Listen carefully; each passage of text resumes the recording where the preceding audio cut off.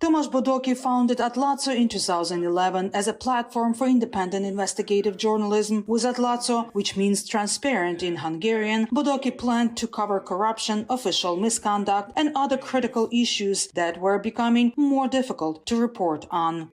Mainstream media is under a lot of political pressure in Hungary, and that was part of why I quit my mainstream media job and started the non-profit to become free of these pressures. That pressure comes from the government of Prime Minister Viktor Orban. Media analysts have long criticized Orban and his supporters' attempt to control the media scene, shape public opinion, and consolidate power. They started to buy mainstream media, started to occupy the public service media, was basically occupied and filled with party loyalists and turned into a propaganda tool. And also private media outlets were captured by the government and turned into some kind of propaganda tools. In 2018, the creation of the Central European Press and Media Foundation, known as KESMA, became a turning point for Hungary's media. It consolidated nearly 500 media outlets into a single pro-government entity. Now, only a few independent media outlets, such as Altazo, Telex, and 444, have survived.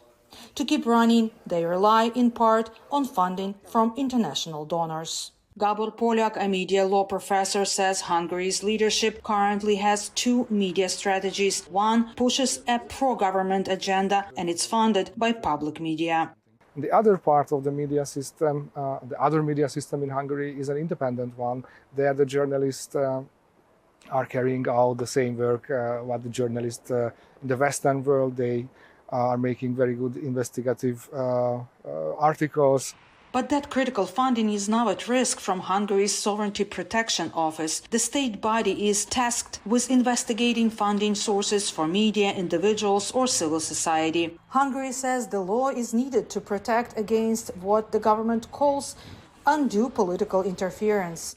But government critics, including Altazo and Transparency International Hungary, were among the first to be targeted. Basically, two outlets, non-profits who are very active in anti-corruption and who have done a lot to expose the corruption of the Orban governments in the last decade. Hungarian journalists have expressed alarm. This sovereignty office was something what we needed to get together, and we needed to issue a common letter, an open letter, which stated that is a threat and that is something which is unacceptable.